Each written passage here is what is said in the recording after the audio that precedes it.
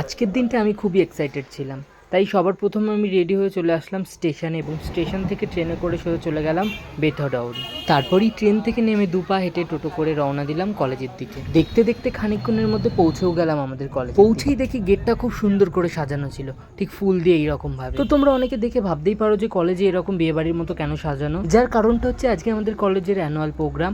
তো আমি সেই কারণে আজকে প্রথম থেকে খুব এক্সাইটেড ছিলাম আজকে কলেজে আসা নিয়ে, কারণ আমার নিজের অনেক কিছু পারফরমেন্স ছিল, সেগুলোর জন্য আমি কিছুটা টেনশনও ছিলাম। তো যাই হোক, সব কিছু ভাবনা চিন্তা এক সাইডে রেখে আমি আস্তে আস্তে ঢুকে পড়লাম কলেজের দিকে এবং সুন্দর করে দেখলাম চারিদিকটা আলপনা দিয়ে সুন্দর করে সাজানো, উপরটা টুনি লাইট দিয়ে আরও সুন্দরভাবে সাজানো। তো যাই হোক, দেখতে দেখতে আমি ভেতরের দিকে চলে গেলাম। তো তখন গিয়ে দেখি তেমন কোনো কেউ আসেইনি, তখন সমস্ত কিছু গোছানো গাছানো। তারপরেই আমরা চলে গেছিলাম কয়েকজন বন্ধু মিলে একটু সাইড দিয়ে ঘুরতে এবং সেলফি জোনের দিকে, কারণ কয়েকটা ছবি তো তুলতেই হবে। তো এই যে সুন্দরভাবে সেলফি জোনটাও ফুল দিয়ে খুব সুন্দরভাবে সাজানো ছিল, সামনে একটা ছোট্ট সাইকেল ছিল, তো সেখানে গিয়ে কয়েকটা ছবি তুলে নিয়েছিলাম। আর এই ছিল আমাদের ইভিনিং প্রোগ্রামের ব্যান্ড তন্ময় করদের সমস্ত টিম। তারপর একটুখানি ঘোরাফেরা হয়ে গিয়ে একটুখানি আমরা বসেছিলাম, তারপর সেখান থেকে চলে গেছিলাম রুমে গিয়ে কিছুক্ষণ আমরা একটু রেস্ট করছিলাম।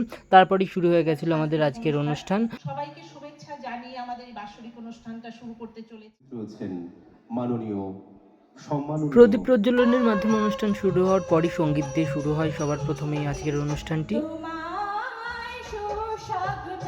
তারপরেই শুরু হয়ে যায় বিভিন্ন পারফরমেন্স। সবার প্রথমে ছিল একটি নৃত্য, যেটা খুবই সুন্দর ছিল। তারপরেই আমাদেরই বান্ধবীদের ছিল আরও একটা ডান্স পারফরমেন্স, যেটা খুবই সুন্দর ছিল। তারপর একে একে আস্তে আস্তে চলতে থাকে বিভিন্ন প্রোগ্রাম।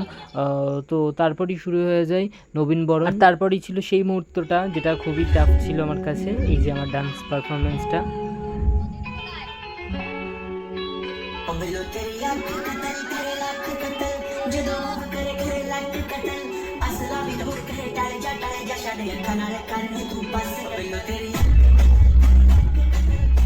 অনেক টেনশনের মধ্যে দিয়ে ডান্সটা কমপ্লিট করেছিলাম এবং তারপরেই ছিল আমাদের নৃত্যনাট্য চিত্রাঙ্গদার।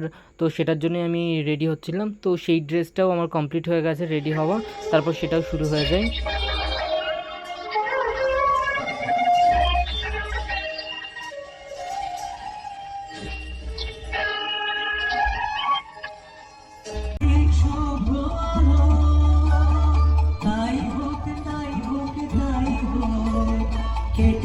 আমি কোনোদিনই কোথাও কোনো ডান্স শিখিনি এবং এখনও সেরকমভাবে কিছুই পারি না, তো তাও নিজে থেকে যেটুকুনি চেষ্টা করেছিলাম। আর এই প্রথম ছিল এইরকম স্টাইলের নাচ। তো আমি এর আগে যেটুকুনি ডান্স করেছিলাম সবই ছিল হিপ হপ, তো এই স্টাইলটাই প্রথম ট্রাই করেছিলাম আমাদের কলেজের প্রোগ্রামে। আমাদের নৃত্যনাট্য কমপ্লিট হয়ে যাওয়ার পর সবাই মিলে এই নাটকটা খুব সুন্দর হয়েছে এবং আমার ডান্স পারফরমেন্সটা খুবই ভালো হয়েছে সেই নিয়েই বিভিন্ন কথা বলছিল। তো তারপর এত খিদে পেয়েছিল কি বলবো, তারপর লাঞ্চ করে নিই ফ্রাইড রাইস আর চিকেন কষা। আর এতটাই খিদে পেয়েছিল যে কি বলবো, সবাই মিলে একসঙ্গে আমরা বসে পড়েছিলাম খেতে। তো আর তেমন কোনো কিছু কথা বলতে পারছিলাম না, যাই হোক সোজা খেয়ে নিলাম। খাওয়া দাওয়া কমপ্লিট হয়ে গিয়ে সোজা আমরা একটুখানি এই রুমটাতে একটু রেস্ট করছিলাম পরবর্তী রাতের প্রোগ্রামের জন্য। আর এই ছিল ইভিনিংয়ের লুকটা আমাদের কলেজের, যেটা এতটাই সুন্দর লাগছিল কি বলবো। চারিদিকটা লাইটিংয়ে পুরো ভর্তি ছিল এবং এতটাই উজ্জ্বল লাগছিল চারিদিকটা, খুব সুন্দর লাগছিল পরিবেশটা। সেই সময় অনেকটাই ফাঁকা ছিল, যে যার মতো অনেকে লোকাল যারা ছিল সবাই বাড়ি চলে গেছিলো, কারণ ইভিনিংয়ে ব্যান্ডের প্রোগ্রাম হবে, তো সেটার জন্য আরও এক্সাইটেড ছিল সবাই। তারপরেই আস্তে আস্তে শুরু হয়ে যায় ব্যান্ডের প্রোগ্রাম। তো আমি ততক্ষণ একটুখানি ঘুরছিলাম এবং কিছু ছবি ভিডিওস নিচ্ছিলাম এই টাইমটাতে। তো এইদিকে অলরেডি প্রোগ্রাম শুরু হয়ে গেছে। তো এই ছিল আজকের আমাদের সিঙ্গার তন্ময় কর, তো যাকে আমরা হয়তো অনেকেই চিনি, এবার অনেকে চিনিও না। তো যাই হোক, গোটা কলেজ তখন পুরো ভিড় হয়ে গেছে। এই টাইমটায় বাজে প্রায় সন্ধ্যে 7:30-8টা বাজে।